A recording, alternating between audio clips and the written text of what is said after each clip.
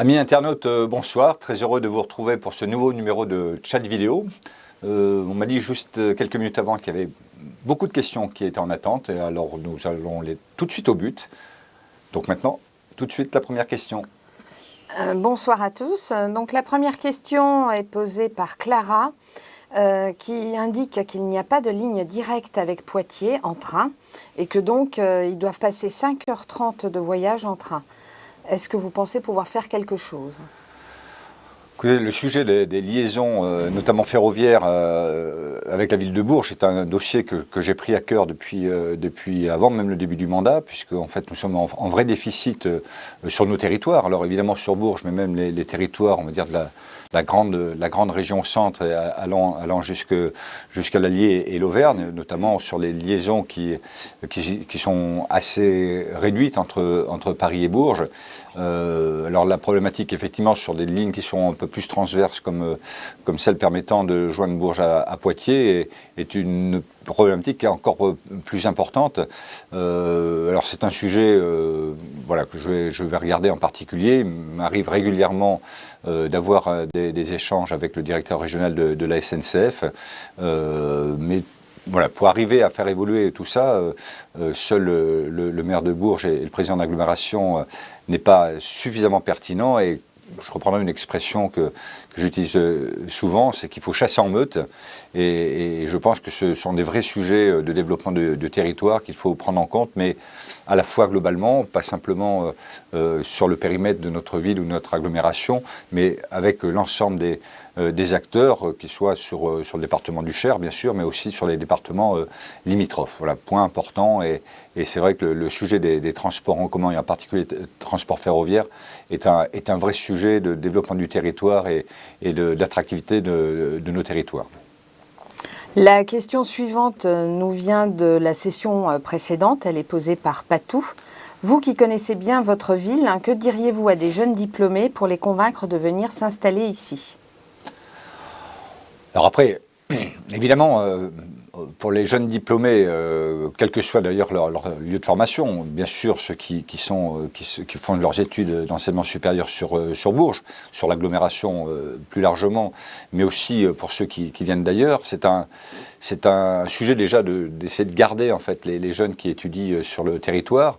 Donc il y a un certain nombre d'outils que nous avons mis en place au niveau de l'agglomération, en particulier en accompagnant des futurs jeunes entrepreneurs, et notamment je pense à l'INSA, où avec les systèmes que nous avons en place, notamment je pense à la couveuse, je pense aux pépinières, et puis ensuite à l'hôtel d'entreprise, nous accompagnons des futurs jeunes entrepreneurs dès le cours de leur scolarité, notamment à l'INSA, pour accompagner leurs projets personnels, en mettant un certain nombre d'outils et même d'aides financières dans certains cas en œuvre. Maintenant, pour ceux qui ne connaissent pas ou ce qu'on peut proposer en termes d'enseignement supérieur de Bourges, de l'agglomération plutôt, c'est de communiquer, mais communiquer aussi d'une façon globale sur l'attractivité de nos territoires. C'est ce que nous menons aujourd'hui comme réflexion sur l'attractivité, tout simplement. C'est d'expliquer qu'en fait, notamment, qu'il y a des entreprises qui fonctionnent très bien sur notre secteur, qu'elles soient grandes ou petites, en s'appuyant sur nos atouts, sur nos pépites, sur nos filons. Je pense notamment à les filières de la défense, l'industrie de la défense et de l'armement, qui est un point très fort sur le secteur, mais pas uniquement. Il y a tout un volet aussi lié à l'agriculture, lié au vignoble, puisque en fait c'est une des forces aussi de nos territoires. Et puis c'est toutes les autres activités tertiaires qui fonctionnent bien. Il y a tout un réseau aujourd'hui d'entreprises, de PME qui sont très performantes. Et pour ça, il faut qu'on démontre, mais je dirais collectivement, que notre territoire est attractif et qu'il y a effectivement des entreprises qui aujourd'hui embauchent d'ailleurs fortement, et ça ne se sait pas d'une façon si évidente que ça. Donc on a un vrai plan de communication sur l'attractivité de nos territoires en s'appuyant sur des expériences, notamment des expériences d'entreprise qui doivent contribuer à inciter les jeunes diplômés à venir sur nos territoires Il faut vendre nos atouts. Nous sommes tous aussi, les uns comme les autres, des ambassadeurs de notre ville, de notre agglomération, de notre département. Donc c'est à nous, collectivement, de travailler sur ce sujet-là. J'ai rencontré notamment la semaine dernière les responsables du MEDEF qui sont prêts, avec d'autres acteurs, à voir, une fois encore, à chasser en meute pour démontrer que Bourges, son agglomération, le département du Cher et le Berry, en règle générale avec nos amis de l'Indre, sont attractifs et peuvent permettre effectivement, notamment pour un premier emploi, de trouver chaussures à son pied. La prochaine question nous vient de Pierre. Le trombinoscope des représentants de la population aux différents conseils de quartier est incomplet, au moins à 50%. Que pouvez-vous envisager si ce n'est pas obligatoire ? Écoutez, il n'y a pas de... Alors, soit le trombinoscope n'est pas à jour, hein, la constitution des conseils de quartier n'est pas à jour, donc là, je vais vérifier que c'est le cas. Si ça ne l'est pas, on peut rectifier ça effectivement rapidement. Maintenant, au niveau du trombinoscope, de l'image, de la photo de chacun d'entre eux, c'est le choix de chaque conseiller de quartier d'accepter ou non le visuel de leur visage. Donc, si c'est ça le sujet, on ne peut pas contraindre qui que ce soit à faire apparaître leur photographie. Voilà, donc deux choses, vérifier effectivement que l'organigramme est à jour, et puis deuxième élément, voilà, si un conseiller de quartier n'accepte pas d'avoir sa photo sur le trombinoscope, on ne peut pas l'en obliger, c'est une question que l'on pose à chaque fois aux conseillers de quartier, savoir s'ils sont d'accord ou pas pour faire apparaître leur photo. La prochaine question vient de la session précédente, hein, elle est posée par Max. Où en est l'enquête sur l'incendie de la bibliothèque des Gibjons? Qui va prendre en charge les travaux de réparation? Et que faire pour que cela ne se reproduise plus? Bon, l'enquête, je n'ai pas d'informations particulières, l'enquête est en cours. Hein. Vous savez qu'il faut parfois un petit peu de temps pour que ça débouche. Hein. Si je prends quelques faits divers que nous avons connus, notamment l'été dernier, il a fallu 3-4 mois avant d'arrêter ceux qui ont commis, notamment, je pense à des attaques à main armée. Donc l'enquête doit suivre son cours en espérant effectivement de pouvoir identifier ceux qui ont réalisé cet incendie. Après, sur la prise en charge donc, des frais, finalement, il y a les experts qui sont intervenus. Il est probable que les assurances nous dédommagent tout ou partie. C'est souvent en partie d'ailleurs. Et en conséquence de quoi, c'est à la ville de Bourges de réaliser ces travaux de réparation et puis de compléter la participation de la prime d'assurance. Après, comment faire pour que ça n'arrive plus? Vous savez, s'il y avait une solution évidente, ça ferait un moment que tout le monde l'aurait mis en place. Voilà, c'est surveillé, c'est à travers notamment des outils comme les caméras de vidéoprotection qu'on est en train de déployer, hein, puisqu'en fait l'objectif qu'on s'était fixé de 100 caméras mises en place sur l'ensemble de la ville de Bourges sera largement dépassé, puisqu'en fait nous ne sommes pas loin déjà de l'objectif. Et puis c'est de la présence policière plus importante. Alors, évidemment, sur la police nationale, leur problématique est un problème d'effectifs, mais c'est aussi la mise en place, maintenant dans quelques mois, d'une équipe de soirée, une équipe de nuit de la police municipale qui devra se déployer sur l'ensemble des secteurs de la ville de Bourges, pas forcément sur le centre-ville, et pas uniquement en tout cas, mais aussi sur l'ensemble des quartiers. Une question d'Élodie maintenant. Comment est-il possible de trouver du travail sur Bourges en n'ayant pas le permis ? Plusieurs démarches faites de mon côté pour des réponses négatives. Je suis originaire d'Issoudun et je n'ai jamais eu de problème par rapport au travail avec mon diplôme d'aide-soignante. Écoutez, d'abord, pour l'obtention du permis du permis de conduire est quelque chose d'important. C'est vrai que ça facilite la réponse à des offres d'emploi, bien évidemment, puisqu'en fait, on demande souvent sur des métiers d'être mobile. Donc là, il existe des aides, notamment auprès des jeunes, pour pouvoir passer ce permis de conduire. Finalement, je vais y arriver. Après, autre élément, effectivement, tous les métiers ne nécessitent pas de la mobilité. moi, je vous engage, si vous ne l'avez pas déjà fait, de prendre contact avec la Mission Emploi, qui est un nouveau service que nous avons mis en place donc, depuis 1 an et demi. Nous avons une candidatech, nous avons aussi des offres d'emploi qui peuvent correspondre en fonction des profils, évidemment, la compétence de chacune des personnes, de peut-être trouver l'emploi qui vous correspond, avec la contrainte, effectivement, de la mobilité, si c'est une contrainte pour vous. Mais enfin, tous les emplois ne nécessitent pas forcément de la mobilité. C'est vrai que c'est la majorité, mais en tout cas, voilà, on peut peut-être arriver à trouver, avec cette contrainte, un moyen de répondre à votre attente. Une question de la session précédente de Nicolas. Quelles possibilités concernant les nombreux locaux commerciaux inoccupés au centre-ville? Cela concourt certainement à alimenter l'idée que Bourges se dédynamise. C'est décourageant quand on souhaite s'installer en ville, sans doute au profit des villages voisins.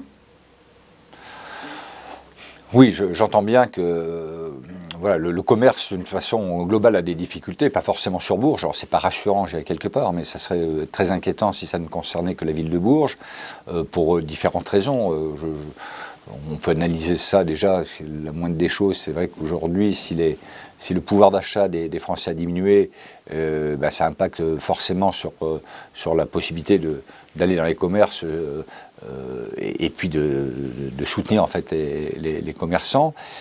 Tout n'est pas aussi faute de la collectivité. Je crois qu'on a un vrai sujet à traiter et donc là nous allons, sans dévoiler le sujet, mais nous allons lancer une opération, on va dire, de concertation, notamment avec les commerçants, avec tous les acteurs locaux pour essayer de peut-être mettre en place, alors je l'appelle comme ça, un plan Marshall sur le commerce à Bourges. Mais une fois encore, tout ne dépend pas de la collectivité. Je pense que sur des sujets comme ça, collectivement, on doit pouvoir trouver des solutions à cette problématique de difficulté des commerçants. Alors, d'abord, les commerçants, ils doivent être bons, et pour attirer effectivement ces clients. Il y a aussi les problématiques, notamment de montant des loyers qui me semblent excessifs sur la ville de Bourges, donc qui fait en sorte que des commerçants qui voudraient s'installer n'ont pas cette capacité à assumer ce type de loyer. Bon, il peut y avoir des problématiques aussi de déplacement. J'entends parler de problématiques de stationnement aussi. Bon, il faut regarder globalement, et une fois encore avec tous les acteurs, quel est le plan qu'il faut qu'on mette en place de manière à faire en sorte que les commerces, au moins ceux qui sont en place, se pérennisent et puis qu'on puisse en attirer d'autres. Je veux quand même souligner que grâce au centre commercial Avaricom, qui a quand même cette exception d'avoir été créé en centre-ville, on a pérennisé en tout cas les commerces de centre-ville pour la très grande majorité, et puis que voilà, ce centre commercial Avaricom fonctionne bien, contrairement à ce que j'entends parfois, il fonctionne bien. La preuve, c'est que les cellules sont quasiment toutes occupées depuis finalement 2 ans d'ouverture de ce centre. Et puis, voilà, il y a une dynamique autour de centre Avaricom. D'ailleurs, il y a des boutiques qui s'en approchent, qui étaient dans d'autres rues qui s'en approchent.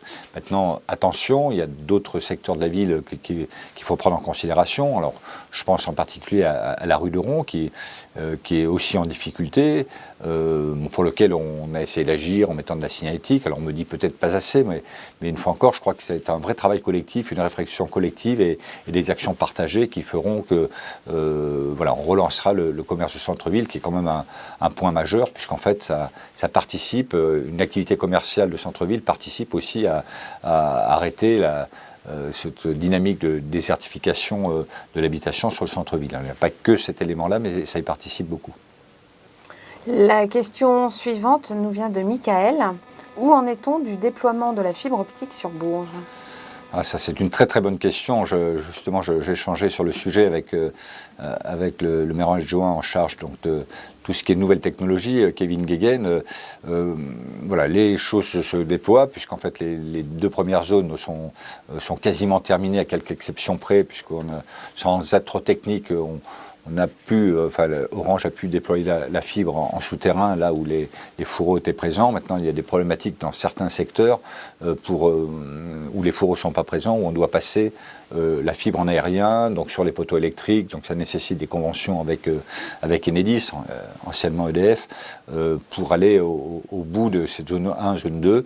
Et là, nous sommes en train de déployer sur la zone 3. Donc, je rappelle, il y a 5 zones, c'est quasiment une zone par an que nous déployons et les choses avancent relativement bien. Il y a de plus en plus de clients, on va dire comme ça, qui se connectent à la fibre optique. Donc, c'est une chose, voilà, un plan très intéressant. Je rappelle, ça ne coûte strictement rien à la ville de Bourges.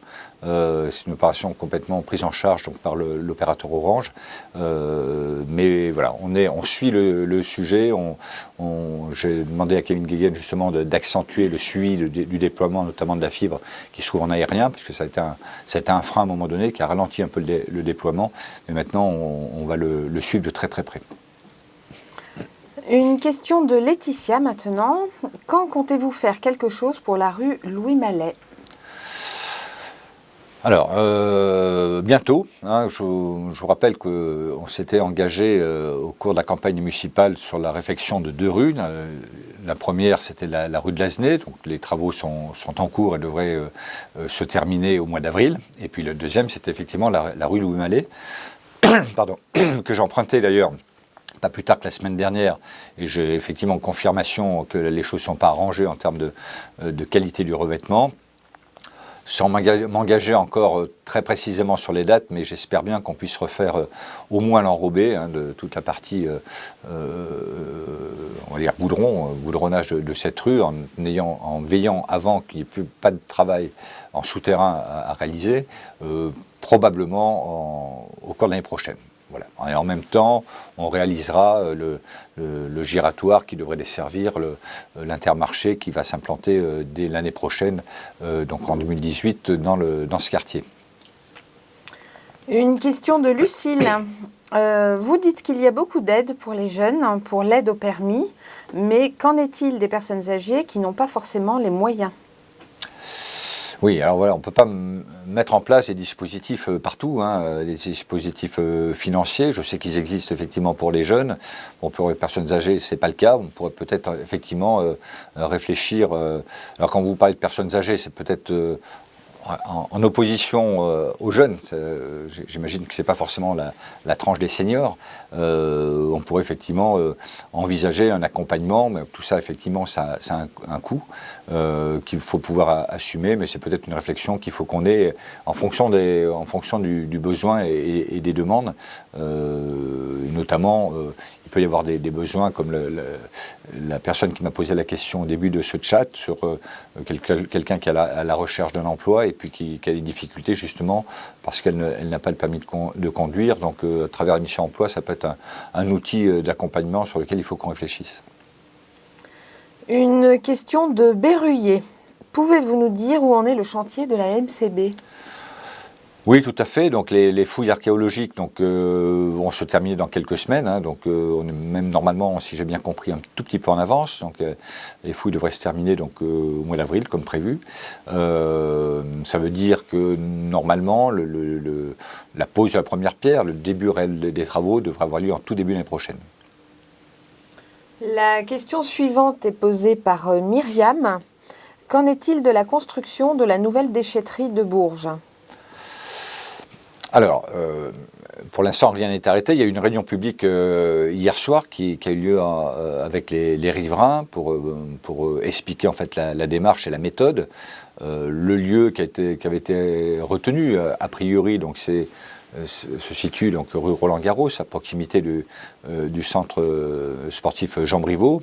Mais nous n'en sommes pas là, puisqu'en fait, il va y avoir dans la méthode une enquête publique qui va être lancée dans les prochaines semaines, qui va permettre de récolter les éléments qui pourraient justifier, un abandon du projet ou tout au moins une relocalisation d'une déchetterie qui est nécessaire, puisque la déchetterie des Donjons, qui est actuellement en activité, est autorisé de fonctionner encore pendant 2 ans pour des questions de normes et de sécurité. Donc il va falloir qu'on trouve effectivement un autre site. Donc celui de la rue Roland-Garros a certains atouts. Pas trop loin, enfin dans le secteur plutôt sud de la ville, pas trop loin du centre-ville, parce que si on reporte des déchetteries trop loin, les gens finalement ne sont pas, enfin, on ressent un certain nombre de freins pour faire de la distance en voiture et puis avec les conséquences par ailleurs environnementales. Donc la localisation ne paraissait pas complètement idiote. Maintenant, effectivement, je peux comprendre les riverains qui voient arriver une déchetterie dans leur quartier. C'est pas forcément quelque chose qu'on apprécie. Je me mets à leur place, même si aujourd'hui les déchetteries sont plus du tout celles que l'on vit aujourd'hui et le vice-président en charge de ce sujet a pu visiter donc une déchetterie en région parisienne qui est d'une nouvelle génération et qui réduisent effectivement les émanations, les bruits, enfin tout ce qu'on connaît aujourd'hui dans les déchetteries. Voilà, mais encore une fois, il y aura enquête publique, on prendra, le commissaire enquêteur va prendre en compte toutes les remarques et notamment tout ce qui est lié à la législation, et dès lors qu'enquête publique donnera un avis défavorable, on pourra remettre en cause ce choix. La question suivante est posée par Robert. À quand des boîtes de dépôt de livres dans la ville, comme à Aubigny ou à Clémont? Voilà, donc les boîtes à livres, donc c'est un sujet que porte le maire adjoint à la culture, Frédéric Scharpine. Donc normalement, on devrait initier dès le mois prochain, dès le mois d'avril, les prochaines boîtes à livres dans la ville en fait. La question suivante est posée par Denis G. Comment pensez-vous régler les problèmes de vandalisme et d'incendie volontaire dans les quartiers des Gibjons et de la Chancellerie? Déjà, si je peux vous rassurer, c'est qu'en fait, ne stigmatisons pas que sur les quartiers Gibjons, Chancellerie et Moulons. Malheureusement, des incendies de poubelles, on en trouve ailleurs en ville. Alors, effectivement, est-ce qu'on fait suffisamment l'écho de ce qui se passe partout en ville? Peut-être pas suffisamment, mais en tout cas, moi, je reçois tous les jours, tous les matins, les informations émanant de la police nationale municipale des faits qui sont produits la veille. Donc je peux constater effectivement ce type d'incendie, on en trouve ailleurs en ville, mais pour ça, une fois encore, il faut surveiller à travers les outils qu'on a mis en place et puis être présent sur le terrain pour montrer qu'en fait les forces de sécurité sont là et puis pour empêcher effectivement ces incendies. Voilà, c'est malheureux, c'est clair. Maintenant, on n'a pas forcément la réponse à tout, mais en tout cas, moi, je reste persuadé qu'une vraie présence, une vraie surveillance du territoire fera en sorte qu'on devrait limiter ces méfaits. Et une question de Dominique maintenant. Je vais souvent chez Emmaüs à la chapelle Saint-Ursin pour des raisons économiques et je trouve que l'accès par bus, n'ayant pas de voiture, n'est pas très facilité. Je repars souvent avec des sacs lourds. Voilà, ben écoutez, c'est un point, les transports en commun et puis la desserte de l'ensemble du territoire, c'est quelque chose d'un peu compliqué parce qu'à la fois, effectivement, on a beaucoup de demandes et puis à la fois, tous ces transports ont un coût pour la collectivité, enfin pour le syndicat et pour l'ensemble des communes qui sont adhérentes à ce syndicat. Donc il faut toujours qu'on arrive à trouver le bon compromis entre la pertinence d'une desserte, la fréquence d'utilisation de ces dessertes et puis le coût induit par ces dessertes. Donc voilà, il faut peut-être qu'on regarde particulièrement sur ce secteur-là, donc le secteur d'Emmaüs à la chapelle Saint-Ursin, sur des opérations peut-être spécifiques, pas tout au long de l'année, peut-être sur des horaires spécifiques, de manière à ce qu'on puisse avoir une desserte qui à la fois réponde aux besoins des usagers et puis à la fois ne vienne pas impacter trop fortement les finances du syndicat Globus. Une question de Josiane maintenant. J'habite dans le Val-de-Marne. Mes parents sont inhumés au cimetière du Lotier à Bourges et je ne peux venir que le week-end sur leur tombe. Mon mari est handicapé et nous ne pouvons pas entrer avec la voiture dans le cimetière. Trouvez-vous cela normal? Comment peut-on remédier à ce fait?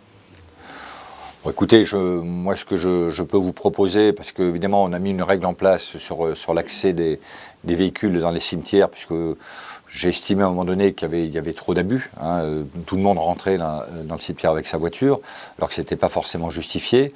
Donc c'est pour ça qu'on a resserré un peu les règles, ce qui me paraissait logique pour la tranquillité du cimetière, pour les risques aussi d'accidents, parce que malheureusement on a eu aussi des accidents dans les cimetières. Donc maintenant sur un un cas très précis qui semble être le vôtre, on peut étudier une éventuelle dérogation ponctuelle.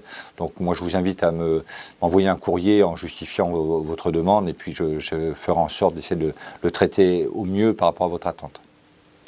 Alors, une demande de Marion qui voudrait avoir un bilan des vidéoprotections en ville. C'est difficile d'avoir un bilan très exhaustif parce que est-ce qu'aujourd'hui, on n'a pas d'outils qui nous permettent de dire, grâce à la vidéoprotection, on a évité tel ou tel fait. Voilà. Et puis, la vidéoprotection, ce n'est pas aussi que du préventif. Ça participe aussi beaucoup, et j'aurais tendance à dire aussi essentiellement, au déroulement des enquêtes qui sont réalisées à la demande du procureur de la République sur des méfaits et par la police nationale. Donc, ces images qui sont très, très importantes et puis qui peuvent permettre, comme je le disais tout à l'heure au début de ce chat, d'identifier des personnes qui ont réalisé un méfait, mais pas forcément dans l'état immédiat. Après, il y a aussi du curatif.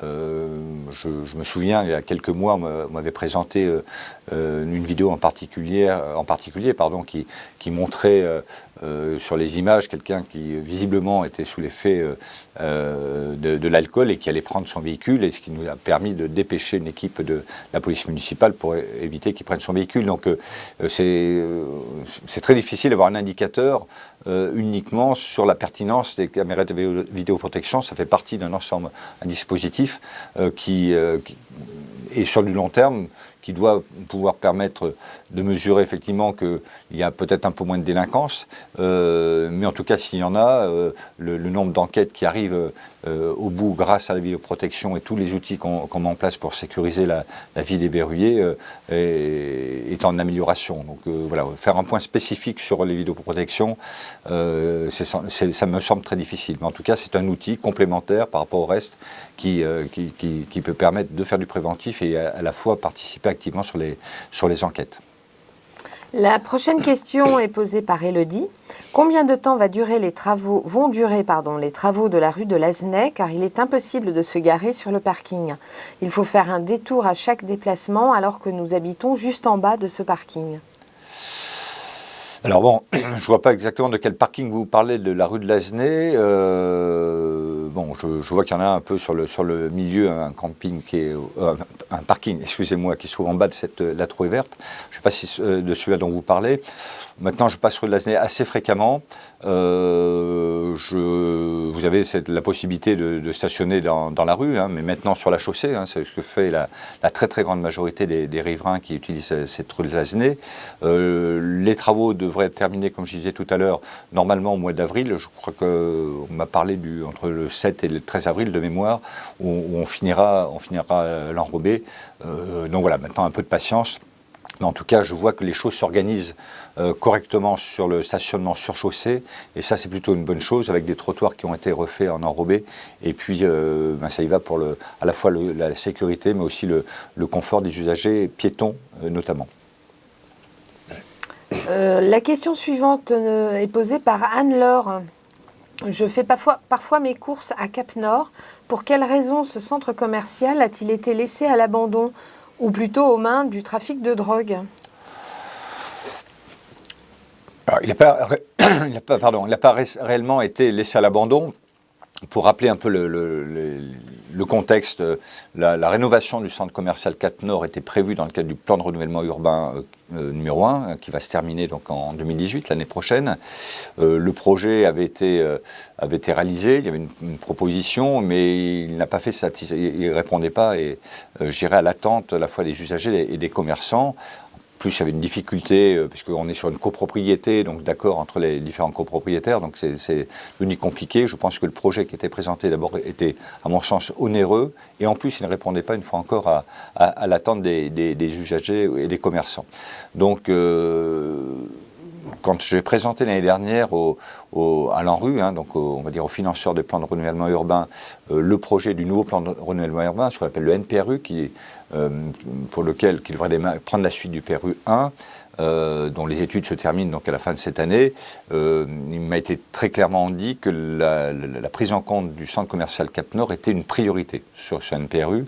Je me suis rendu à Cap Nord il y a une quinzaine de jours, j'ai eu l'occasion de discuter avec un certain nombre de commerçants sur ce projet. Ils étaient assez d'accord de participer, d'ailleurs ça a déjà été le cas, sur la construction d'un centre commercial qui pourrait être différent de celui qui existe actuellement et qui permettrait, à mon avis, de faire en sorte que ce centre commercial, comme un peu le centre Alvaricom, qui soit beaucoup plus ouvert d'ailleurs, parce que les centres commerciaux fermés, on en trouve de moins en moins, ou alors on est vraiment sur des hyper, et qui pourrait à la fois nous permettre, enfin répondre à l'attente, une fois encore, des usagers et des commerçants, mais en plus sécuriser davantage ce secteur.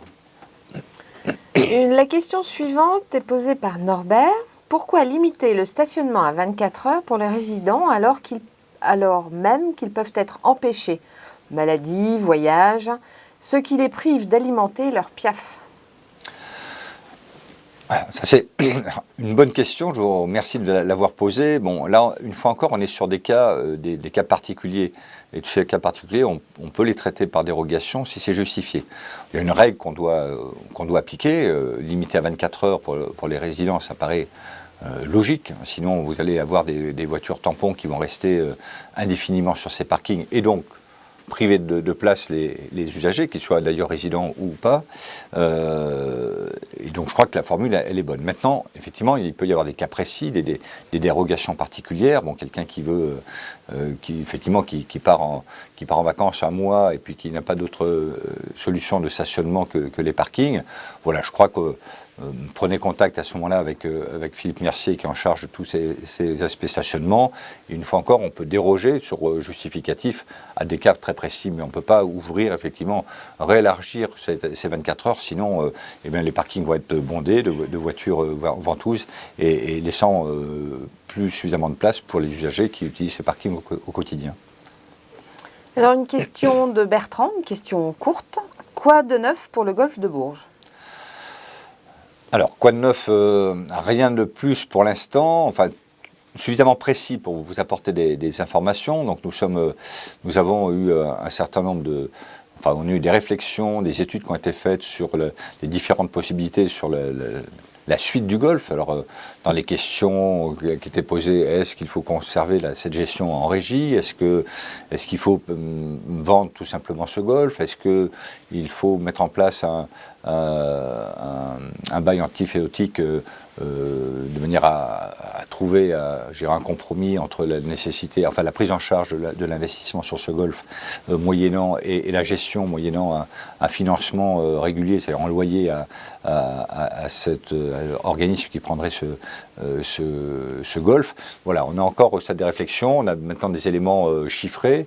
On s'est vu de la semaine dernière justement avec les services et les élus qui ont en charge ce golfe. Voilà, je pense qu'on va passer par une phase, je dirais, de maintien en régie pour quelques temps, peut-être un an, avec une organisation qui sera plus opérationnelle sur le golfe, c'est-à-dire qu'en fait, aujourd'hui, vous avez des intervenants qui dépendent de différentes délégations. Moi, ce que je souhaite, c'est qu'on ait un vrai fonctionnement autonome, avec des agents qui soient dédiés sur ce golfe-là, en mettant en place probablement un responsable qui fera aussi un diagnostic du fonctionnement tel qu'il est actuellement et puis peut-être une optimisation. L'idée, c'est d'ouvrir le golfe aussi le mardi alors qu'il est fermé aujourd'hui. Voilà, on est sur une étape intermédiaire, mais en tout cas, on va prendre une décision dans les semaines qui viennent. Alors, une question de Laetitia maintenant. Pourrait-il y avoir un partage de bassin intérieur du centre nautique? Marre de nager dehors, en payant le même prix d'ailleurs, alors que la piscine intérieure n'est pas complète. Alors, pour rappel quand même que les travaux, les lourds travaux que nous avons réalisés sur le centre nautique il y a 4 ans maintenant, moins 4 ans, oui, quand j'ai 3 ans ça fait moins 4 ans, avaient comme objectif d'ouvrir les plages horaires donc du centre nautique. Et en particulier de donner priorité sur le bassin extérieur au club, puisqu'en fait, c'était eux qui occupaient aussi beaucoup le bassin intérieur, et de libérer enfin le bassin intérieur au reste des habitants, des berruyers ou autres d'ailleurs qui utilisent le centre nautique. Donc c'est plutôt une réussite. Aujourd'hui, les clubs d'ailleurs étaient très demandeurs d'avoir un bassin extérieur avec une eau chauffée, ce qui est quand même un peu nouveau. On ouvre aussi le bassin extérieur à nos concitoyens sur certaines plages horaires. On a réduit, c'est vrai, aussi les plages horaires, puisqu'en fait, on s'est aperçu que sur certaines périodes, il n'y avait pas de nageurs, donc ça avait un coût de surveillance alors qu'il n'y avait personne dans les bassins. Maintenant, je n'avais pas eu vent qu'il y avait des problématiques d'utilisation surabondante, on va dire, du bassin intérieur. C'est vrai qu'il faut laisser la place aussi aux écoles qui utilisent aussi ces bassins, mais on peut peut-être regarder effectivement s'il y a une amélioration, une adaptation de l'usage. Moi, je vous engage très fortement à prendre contact avec Nathalie Bonnefoy, qui est adjointe au sport et à la jeunesse, qui gère en fait tous ces créneaux d'utilisation de la piscine pour voir s'il y a des adaptations possibles par rapport à l'utilisation que vous voudriez faire des bassins. La question suivante est posée par Jimmy de Bourges. J'avais entendu parler d'un projet pour améliorer certains tracés de lignes de bus pour traverser la ville. Qu'en est-il ?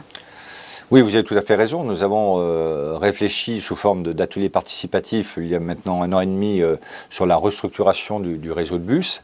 Nous avons fait d'ailleurs une restitution à l'époque des travaux de ces ateliers. On a expliqué ce qu'on avait retenu par rapport à ces propositions. On a expliqué ce qu'on avait pas retenu en donnant le pourquoi du comment. Donc on est arrivé sur un consensus. C'est d'ailleurs cet atelier auquel j'avais participé en grande partie était très instructif. Alors ça a été une donnée importante qui a été fournie donc aux prestataires qui ont concouru dans le cadre de l'appel d'offres pour la prochaine délégation de service public. La délégation de service public aujourd'hui en cours se termine au 30 juin et puis donc à partir du 1er juillet il devrait y avoir une nouvelle DSP, on dit DSP, qui devrait durer sur une période de 4 ans. Donc ça a été une donnée d'entrée, on va dire un peu, enfin une contrainte en tout cas, de prendre en compte ces nouveaux tracés, ces nouvelles propositions, une fois encore co-construit quelque part, et puis le nouveau prestataire devra appliquer normalement l'ensemble des résultats de ces restructurations, et ça me semble assez important. Moi, il ne reste plus que 2 prestataires qui sont en course aujourd'hui. J'ai vu les propositions qui ont été faites donc par les 2 prestataires restants, et on n'est pas très loin de ce que nous avions collectivement proposé. Donc là, il va falloir attendre le 1er juillet pour la mise en place de ces nouvelles dessertes en fait au sein évidemment de la ville de Bourges, de l'agglomération et des villes qui adhèrent au syndicat. Une question de Samia. Quand pourrons-nous nous baigner dans le lac ? Quels aménagements sont prévus ? Pourquoi ne pas organiser chaque année une grande fête autour du lac pour mettre à l'honneur cet endroit ? Écoutez, d'abord, première question, allons-nous pouvoir nous baigner dans le lac ? La réponse est oui. Les analyses obligatoires que nous avons réalisées donc l'année dernière, on a obligation de faire les analyses à l'année N pour autoriser la baignade l'année N+1, donc les analyses sont correctes, donc nous allons pouvoir nous baigner. Deuxième élément, nous avons fait une première tranche de travaux l'année dernière, donc là on va enclencher dans quelques jours la deuxième tranche qui va consister à arborer, qui va consister à mettre en place aussi un poste de surveillance, parce que s'il y a baignade, effectivement, il va falloir surveiller. Il va falloir qu'on mette en place aussi des sanitaires, donc il y a cette dernière tranche qui va être mise en place. Et puis donc nous envisageons aussi pour cet été de créer des animations sur cette plage qui va être, j'espère, bien utilisée, qui a déjà bien été utilisée l'année dernière.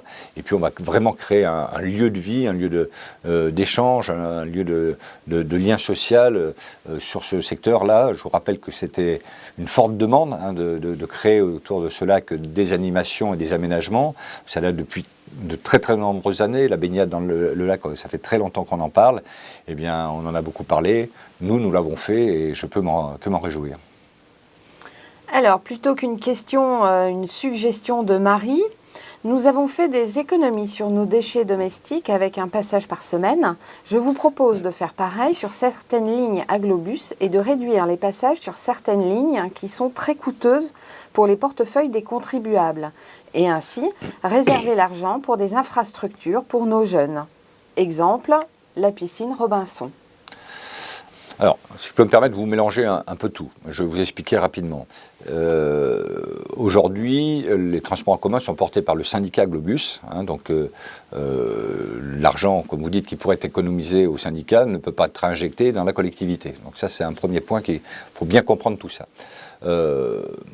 Il y a un suivi particulier sur l'utilisation des transports en commun. C'est quelque chose, d'ailleurs, dans l'étude de restructuration dont on parlait tout à l'heure, que nous avons intégré, c'est la fréquence d'utilisation des transports en commun sur certains points d'arrêt, sur certains secteurs. Les territoires évoluent, la ville évolue, l'agglomération évolue. C'est pour ça qu'il y a des restructurations. Et je pense que ces restructurations, il faut les faire plus fréquemment.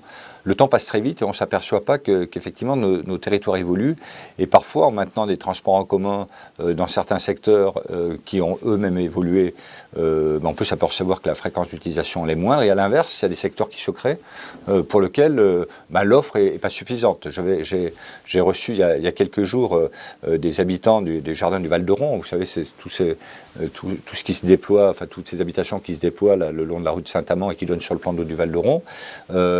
Typiquement, ce secteur s'est développé, se développe encore. Ce sont encore 500 maisons qui vont être construites et on n'a peut-être pas encore adapté justement la ligne de bus qui va jusqu'à la base de voile et au-delà, de manière à ce que les usagers, parce que là il y a du potentiel, les usagers puissent utiliser plus facilement les transports en commun. Donc c'est pour ça qu'il y a à chaque fois une adaptation, une restructuration des fréquences et des lignes qui est nécessaire, qui doit peut-être être faite plus souvent de manière à suivre autant que faire se peut l'évolution de notre ville. Donc, en plus, au cours de la vie d'un marché, notamment en délégation de services publics sur le transport en commun, on mesure régulièrement, c'est le prestataire qui mesure les fréquences d'utilisation à chacun des arrêts, et puis qui peut effectivement, ce qui peut permettre d'envisager de supprimer les arrêts quand il n'y a personne qui s'arrête ou qui monte dans le bus, et peut-être d'en recréer un ailleurs. J'ai un cas particulier sur Marmagne, bon, ça ne concerne pas la ville de Bourges, mais sur Marmagne, où il y a un besoin de rajouter aussi un arrêt de bus un peu plus loin sur un lotissement, alors qu'il y a un arrêt de bus qui ne sert quasiment pas sur la ligne. Donc voilà, donc tout ça, sachez que c'est complètement étudié. Maintenant, une fois que j'ai expliqué la séparation des fonctionnements, notamment financiers, entre Aglobus et la collectivité, voilà, je pense qu'on fait beaucoup de choses pour les jeunes. Je ne sais pas si vous en êtes complètement informé, mais beaucoup de choses en termes d'animation, beaucoup de choses sur l'emploi. Je prends en exemple l'inauguration de la nouvelle mission locale là, qui a été faite cette semaine, de manière à accueillir encore beaucoup plus de jeunes en situation de recherche d'emploi. Avec des lieux plus adaptés, avec plus de confidentialité, avec un lieu géographiquement intéressant puisqu'il se trouve sur la place Sérocourt, là où on peut stationner. Pardon, excusez-moi. Là où on peut stationner et là où les lignes des bus sont aussi fréquentes. Donc voilà, c'est des exemples, il ne faut pas les oublier. Les choses rentrent aussi un peu dans les habitudes, mais beaucoup de choses sont faites pour les jeunes. Je pense aussi notamment pendant les vacances scolaires pour ceux qui sont en scolarité. Je pense à pendant l'été avec toutes les animations qui sont faites notamment par les PRJ. Je pense aux catch, je pense à tout ça. Donc voilà, je pense qu'il y a beaucoup de choses qui sont faites pour les jeunes. En tout cas, c'est un budget qui n'a pas diminué. Je peux vous l'assurer depuis 2014 et puis Nathalie Bonnefoy qui est en charge notamment toute la jeunesse est très active sur ce sujet, donc voilà, je pense qu'on fait des choses. Il faut en faire encore davantage, on le fait aussi avec nos moyens, on fait des choses différentes. On va avoir par exemple quelque chose qui me revient en tête, de nouveau un grand concert sur la place Sérocourt donc au mois de septembre, comme ça a lieu depuis 3 ans maintenant. Donc voilà, beaucoup de choses sont faites et en s'appuyant aussi des fois sur des organisations qui sont présentes, je pense notamment au Printemps de Bourges. Voilà. La question suivante est posée par Pierre. L'écogarde a été nommée sur les marais classés horaires de jour. Le vandalisme et les vols continuent. Pouvez-vous intervenir auprès de la police nationale afin que des rondes nocturnes aient lieu ?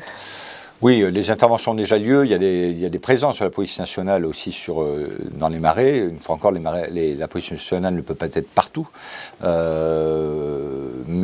je peux vous assurer qu'il y a des présences. Moi, il m'arrive de temps en temps, et il faut que je refasse très prochainement d'ailleurs des équipages avec la BAC, notamment la BAC de nuit. Et je peux vous assurer que la police nationale passe partout. Alors maintenant, on ne peut pas mettre jour et nuit, 24 heures sur 24, 7 jours sur 7 et 365 jours par an, des agents de sécurité dans les marais. Donc nous avons mis en place effectivement cette éco-garde depuis quelques semaines ou mois maintenant. On démarre sur un fonctionnement tel qu'il est aujourd'hui. On fera un bilan au bout d'un an. On aura peut-être des adaptations à mettre en place. Et puis, je pense que dès lors que l'équipage de police municipale de nuit sera déployé, on pourra effectivement suppléer, c'est bien l'objectif, suppléer la police nationale qui est aussi en manque d'effectifs pour pouvoir surveiller davantage l'ensemble de notre territoire et en particulier effectivement les marais. Une question de Lorraine. Des aménagements ayant pour objectif de faciliter les déplacements à vélo sont-ils prévus, notamment en centre-ville? La cohabitation est difficile avec les piétons et les voitures. Oui, vous savez, la cohabitation, elle est difficile. Pour un même individu, que si vous le mettez à pied, vous le mettez à vélo ou en voiture, il n'a pas le même comportement. Je suis bien placé pour le savoir, il faut être humble aussi. Donc effectivement, des aménagements sont faits, nous en réalisons d'autres, nous en avons déjà réalisé depuis le début du mandat. Pas plus tard qu'hier, j'avais une réunion sur un aménagement cyclable sur l'avenue Charles de Gaulle. Donc là, on n'est pas sur le centre-ville, mais voilà, on a une avenue qui est passante, qui est pas autant qu'avant, une avenue qui est large, sur laquelle on a des possibilités de faire des aménagements. Nous en faisons aussi dans le cadre du PRU, dans le quartier des Gibjons. Bon, en centre-ville, il faut qu'on déploie aussi tous ces éléments-là. Donc nous savons, il y a deux usages aussi. Il y a l'usage qui est de loisirs, donc pour lequel nous avons pu mettre en place la rocade verte. On a un nouveau beau projet porté par le syndicat du canal du Berry sur le canal du Berry à vélo. On a un autre beau projet qui est un projet, un plan intercommunal du vélo sur l'ensemble de l'agglomération. Donc tout ça, ce sont des projets qui fonctionnent ensemble, qui doivent être complètement cohérents. Donc des aménagements, nous en faisons, et puis nous en faisons en particulier à chaque fois que nous avons l'occasion de refaire une rue. Ça va être le cas d'ailleurs de la rue de Lasnais, dont on parlait tout à l'heure, où par le choix de transformer le statut de cette rue en sens unique, de pouvoir, d'obliger et de mettre les stationnements des voitures sur la chaussée. Il y a un aménagement cyclable qui est aussi prévu, donc on le fait aussi au fur et à mesure des travaux dans la ville. Voilà. Après la cohabitation, vous savez, c'est toujours quelque chose de difficile. Il faut aussi que les piétons supportent qu'il y ait des cyclistes, que les cyclistes supportent qu'il y ait des voitures, et vice-versa. Voilà, le vivre ensemble, c'est aussi ça, c'est tolérer on partage. Faut partager l'espace public et les rues en particulier. Et puis même si des fois, il y a des dérives de certains piétons qui ne traversent pas sur les passages piétons, des dérives de certains cyclistes, même ceux qui prônent l'utilisation du vélo qui circulent sur les trottoirs au détriment des piétons, et puis des voitures qui roulent trop vite dans les rues ou qui stationnent sur les trottoirs qui sont aménagés pour les piétons. Donc voilà, ça, le vivre ensemble. Vous savez, je crois qu'on a un vrai travail à faire sur ce sujet-là, pas forcément à Bourges, mais sur l'ensemble de nos territoires. Il faut qu'on apprenne à partager. Et sur ce sujet-là, on y travaille. J'ai lancé hier la première réunion du Conseil de la diversité du vivre ensemble. Et le vivre ensemble, c'est aussi ça qui devrait permettre aussi d'apaiser aussi les esprits parfois, que ça peut être un peu dérangeant d'être dépassé par un vélo, ça peut agacer un automobiliste et vice-versa. Voilà, vivons ensemble et les choses se passeront bien, parce que je pense qu'il y a des choses plus graves que ça à traiter aujourd'hui que de se chicailler ou chicaner selon qu'on soit à pied, qu'on soit sur le vélo ou dans sa voiture. La question suivante est posée par Norbert. Que faut-il penser des nuisances sonores engendrées par une discothèque en plein centre-ville? Quelles actions allez-vous prendre pour réduire cette nuisance? Alors, la nuisance sonore, je suppose que ce n'est pas forcément ce qui se passe dans l'établissement, mais surtout à l'extérieur. C'est l'after, je ne sais pas si on dit comme ça, mais c'est l'after. Vous savez, moi je suis plutôt partisan que que les établissements de nuit soient maintenus en centre-ville. Très simplement, je vous ai expliqué pourquoi. Il en existe en dehors de la ville. Moi, j'ai eu des enfants qui étaient en âge de sortir en boîte, comme on disait. Je l'ai fait aussi quand j'étais plus jeune, mais ça, c'était avant. Et la crainte que j'avais, c'était les retours de boîte de nuit, quoi. Sans parler forcément d'alcoolisation, mais aussi quand même malgré tout, c'était cette route qu'il fallait faire et on le voit d'ailleurs pas trop sur le territoire de la ville de Bourges, mais c'était une angoisse à chaque fois le dimanche ou le lundi d'ouvrir la page des faits divers et de trouver des jeunes accidentés ou voire même qui perdaient la vie parce qu'ils revenaient de boîte de nuit dû à la fatigue, à un certain nombre de choses. Bon. Donc le fait d'établissement de nuit en centre-ville permet au moins de limiter les risques. Ça ne veut pas dire qu'il l'évite complètement, mais permet de le limiter. Alors maintenant, le revers de la médaille, c'est qu'effectivement, ça génère du bruit, de la gêne, des comportements qui sont pas acceptables. Là-dessus, une fois encore, il faut d'abord que les responsables des établissements de nuit veillent aussi à ce qui se passe à l'intérieur de l'établissement. Je parle notamment à l'alcoolisation et l'utilisation de produits stupéfiants, donc c'est aussi de leur responsabilité, mais dès lors que les gens qui pratiquent sur l'espace public, ce n'est plus leur responsabilité. Et là, ça devient la responsabilité de la sécurité de la ville, et nous travaillons étroitement avec la police nationale, et notamment avec les caméras de vidéoprotection qui nous permettent de veiller à ce que les sorties de boîte se fassent le plus calmement possible. Maintenant, on ne peut pas excusez-moi, je prends l'expression, mettre en prison tous ceux qui sortent d'établissements de nuit et qui font du bruit parce qu'ils discutent. Voilà, il faut qu'il y ait des faits qui peuvent permettre effectivement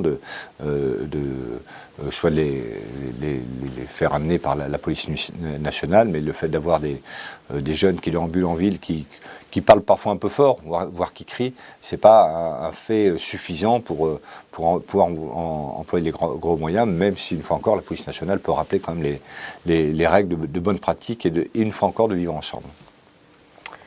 Une question de Dédérom. Pourquoi n'y a-t-il pas de lumière dans la rue de l'entreprise Rosinox ? Écoutez, c'est une bonne question. Là, j'avoue que brutalement, je ne sais pas répondre. Donc, j'imagine que c'est la rue Félix Chelin. Alors, il y a peut-être un problème de panne, c'est possible. Il faut que je vérifie auprès des services. Vous avez la possibilité, si c'est une panne, d'appeler Castor. Vous savez, notre service gratuit que vous pouvez appeler sur un numéro vert ou contacter par écrit ou par email. Donc, je vous invite à aller sur le site internet de la ville de Bourges pour avoir toutes les coordonnées. Voilà, si c'est une panne, sinon il n'y a pas aujourd'hui de décision, au moins dans ce secteur-là, d'éteindre les lumières. Je veux peut-être préciser quand même sur ce sujet, puisque vous m'en donnez l'occasion, c'est que nous allons tester sur un secteur de la ville de Bourges le désampoulage. Alors pour comprendre, c'est enlever une ampoule sur deux pour chacun des candélabres, dans un objectif à la fois maintenir, je dirais, de la lumière dans certains quartiers, dans certaines rues, mais d'un autre côté, c'est de peut-être faire des économies à certains moments de la journée. Donc nous allons tester, nous allons avoir une phase test à un moment donné, nous allons mesurer l'impact que ça va en termes de consommation électrique pour pouvoir peut-être généraliser sur certains secteurs, pas forcément partout, en collaboration avec les services de sécurité, parce qu'il faut aussi assurer la sécurité, ce type de généraliser donc cette méthode, toujours dans l'esprit de générer des économies de fonctionnement. Vous savez que c'est un point très important sur lequel nous travaillons fort depuis le début du mandat, tout en assurant effectivement la sécurité et l'éclairage des rues. Une question d'Agnès. Pour rebondir sur la question concernant les transports en commun, est-il prochainement envisagé de modifier le circuit de la navette centre-ville ? Au lieu de passer par Anatole France, continuer tout droit dans la rue Bourbonnoux, place Gordenne, et reprendre son circuit vers Avaricom. Cela permettrait d'accéder directement en plein centre-ville depuis la place Sérocourt, un geste supplémentaire pour l'écologie. Bon, bah, écoutez, je vous propose, parce que j'ai entendu votre question, mais je n'ai pas tout mémorisé en même temps, parce que je pense que là, vous avez une idée en tête. Moi, ce que je vous propose, c'est soit que vous me rencontriez, hein, vous pouvez faire une demande de rendez-vous, soit vous fassiez sur un petit courrier, un email, votre proposition, et on pourrait éventuellement l'intégrer sur la nouvelle DSP pour lequel j'évoquais 2 fois le sujet depuis le début. Ce que je peux vous dire au niveau des navettes, puisqu'en fait c'est un sujet aussi qui me tient beaucoup à cœur, parce que je souhaite effectivement qu'on puisse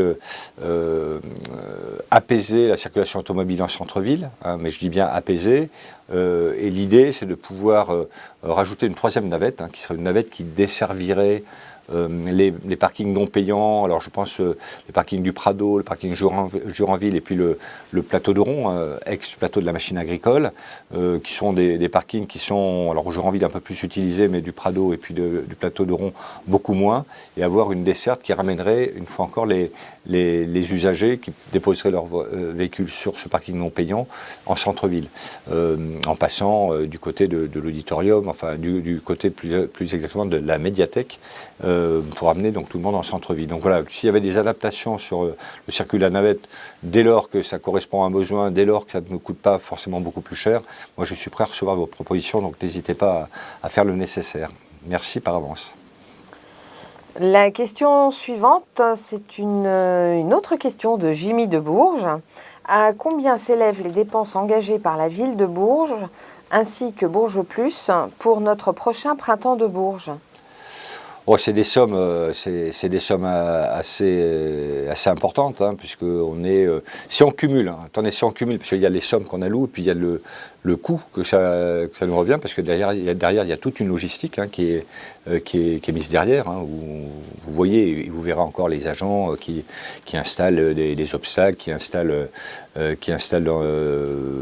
des éclairages, en fait toute la logistique. C'est simplement pour vous donner un élément, c'est 150 agents, hein, qui sont monopolisés sur l'installation et des installations. La somme voisine à peu près 1 million d'euros. Hein, donc c'est une somme conséquente, bien évidemment, mais nécessaire. Hein. Vous savez que je pense que c'est un élément qui est très marquant vis-à-vis de la ville de Bourges. 41e édition, ça fait 40 ans que ce festival existe, c'est le premier festival de l'année. Ça participe à l'attractivité du territoire. Aujourd'hui, quand vous interrogez les Français, et même à l'étranger, quand vous parlez de Bourges, on vous parle d'abord en premier lieu du printemps de Bourges, maintenant, ensuite c'est l'équipe féminine de basket, et ensuite la cathédrale. Vous voyez que ça se fait dans ce sens-là, parce que voilà, c'est 200 000 festivaliers qui sont présents, donc c'est tout à fait nécessaire pour les collectivités de participer financièrement et d'un point de vue logistique à cette belle organisation qui est en train d'évoluer. Vous allez voir, le printemps 2017 va être encore complètement différent que ce qu'on a pu connaître jusqu'à présent. Voilà, il y aura des surprises, surtout en termes d'organisation, mais voilà, je garde un tout petit peu le secret. Vous les découvrirez ça vous-même dès le mois d'avril. La question suivante est posée par Libre Envie. Avenue Arnaud de Vaugué, il y a 3 voitures, une caravane et un camion qui n'ont pas bougé depuis plus de 6 mois malgré les contraventions par les agents de la police municipale de Bourges. Que faire? Attendre qu'elles brûlent tout en brûlant d'autres véhicules? Non, normalement, alors je ne sais pas s'il a été signalé ces véhicules à l'abandon. Alors si ça n'a pas été le cas, faites-le auprès de la police municipale. Et il y a toute une procédure qui est assez longue, malheureusement. Alors je ne la connais pas par cœur, mais je sais qu'à partir du moment, la procédure consiste à dire on verbalise, c'est ce qui a dû être fait. Ensuite, il faut aussi vérifier le propriétaire des véhicules, donc ça se fait dans un deuxième temps. Signaler au propriétaire qu'il est en défaut par rapport à son véhicule. Ensuite, et lui demander de l'enlever. S'il ne l'enlève pas, je ne sais pas, je crois que c'est une période de 3 mois, on doit engager et saisir le procureur de la République pour la suite de la procédure. Donc c'est des procédures qui sont très longues, mais en tout cas, une chose est certaine, si ça n'a pas été fait jusqu'à présent, alors je vous engage à le faire. Contactez la police municipale, déjà elle vous dira s'il a été signalé effectivement que ces véhicules sont là depuis longtemps, et si ce n'est pas le cas, on vous demandera effectivement d'initier cette procédure, et ensuite le complément de procédure viendra. Mais c'est vrai que ce sont des procédures assez longues, mais on arrive à nos fins en tout état de cause jusqu'au moment où on peut faire enlever le véhicule, mais il faut du temps. Prochaine question est posée par Didier. Quand les routes de Bourges seront-elles refaites? Les impôts ne servent-ils pas à ça? Oh, les impôts servent à beaucoup de choses, ne servent pas qu'à refaire les routes. Les impôts participent à financer des services publics, à financer des agents municipaux qui nettoient vos rues, qui nettoient les espaces verts, qui gèrent la partie ressources humaines de l'ensemble des agents de la collectivité, servent à gérer les budgets, servent à financer la police municipale, servent à financer aussi les syndicats, on parlait d'Aglobus tout à l'heure, servent à d'autres choses et pas qu'à faire les routes, bien évidemment. Mais une partie, oui, et donc nous faisons au fur et à mesure, nous refaisons des rues ou des trottoirs, parce qu'il n'y a pas que les rues. Nous le faisons avec les moyens que nous avons. Nous allons encore, nous avons prévu au budget Primitif 2017, donc qui sera présenté au vote donc, le 31 mars de mémoire, encore un billet d'1 million d'euros, je crois, sur les réfections des voiries. Donc voilà, mais par contre, je rappelle à chaque fois qu'il y a 250 km de voirie à Bourges, c'est donc à peu près 500 km de trottoir. 250 km, c'est la distance qui sépare Bourges à Paris. Donc voilà, il faut du temps et de l'argent pour faire tout ça. Nous le faisons au fur et à mesure, dès que nous avons l'opportunité, en fonction effectivement d'un certain nombre de critères, et notamment ce que peuvent nous signaler les habitants de Bourges. Dom vous pose la question suivante. Pourquoi n'y a-t-il pas davantage d'activités sur le lac d'Auron ? Justement, je crois que les aménagements que nous avons initiés l'année dernière, que nous avons terminés cette année sur la plage du Val d'Auron, avec tous les équipements qui sont autour, je parle au terrain de pétanque, au terrain de beach de volley, des barbecues, la possibilité de se baigner dès l'été prochain, et des jeux que nous allons mettre en place tout au long de l'été, avec des animations spécifiques, va permettre de donner une vie à ce lac d'Auron, une vie complémentaire. Et puis, à partir du moment où il y a cette vie-là, on est sollicité d'ailleurs par des clubs sportifs qui sont à proximité, justement pour s'intégrer, pour créer de l'animation autour de ce plan d'eau. Donc, je crois qu'on a initié quelque chose d'important, qui est attendu une fois encore depuis très longtemps par les berruyers. Voilà, je crois que les choses vont se mettre en place progressivement. J'ai lancé l'idée aussi d'un parcours sportif autour du plan d'eau, pas plus tard que cette semaine. Donc voilà, on va regarder comment on pourrait animer davantage ce plan d'eau. Mais je crois que les choses commencent à se mettre en place et le gros investissement que nous avons fait sur le centre de loisirs et cette plage du Val d'Auron va permettre à la fois de créer de l'animation, puis aussi permettre notamment l'été, parce que il ne faut pas croire que tous les berruyers partent en vacances l'été. Ils n'ont pas forcément tous les moyens, ils ont parfois d'autres contraintes. Et on leur offre sur ce cadre quand même qui est magnifique, des possibilités de passer des bons moments en famille ou entre amis. Et ça, j'en suis vraiment très satisfait. Et nous arrivons à la dernière question qui est posée par Marco. Pourquoi pas un musée Basse-Coulard à Bourges ? Oui, pourquoi pas un musée de la Borne aussi à Bourges. Ça, c'est des idées qui datent aussi de très longtemps. Vous savez, je pense qu'il faut déjà bien faire fonctionner nos musées aujourd'hui. Moi, j'ai un vrai regret aujourd'hui, mais d'autres les ont eu avant moi, c'est d'avoir dans nos caves plein d'objets qui nous appartiennent, plein d'œuvres qui sont vraiment magnifiques et qu'on n'arrive pas à exposer suffisamment. Donc je serais effectivement partisan de retenir votre idée, pourquoi pas. Mais voilà, ce qui nous manque très clairement aujourd'hui, c'est une salle d'exposition temporaire. On n'a pas réellement ça quelque part. Donc ça fait partie des projets qu'on pourrait intégrer peut-être en partie sur le site actuel de la Maison de la Culture, de manière à montrer toutes les œuvres et toute la richesse que nous avons sur nos territoires, et peut-être effectivement, comme vous le proposez, avoir des expositions temporaires des belles choses qu'a réalisées effectivement Monsieur Basse-Coulard. Voilà, écoutez, si j'ai bien compris, c'était la dernière question. Alors il est temps que ça s'arrête, alors non pas pour moi, mais les deux collaborateurs qui sont en face de moi sont en train de crever de chaleur. Ils me font signe depuis quelques temps. Voilà, écoutez, je voulais vraiment vous remercier une fois encore pour toutes les questions. J'espère avoir répondu correctement à vos interrogations. À chaque fois, je peux vous dire, j'éprouve beaucoup de plaisir. Je vous donne rendez-vous d'ores et déjà donc, le mois prochain, le mercredi 26 avril, à la même heure, à 19h. En attendant, je vous souhaite une très très bonne soirée. À très bientôt. Au revoir.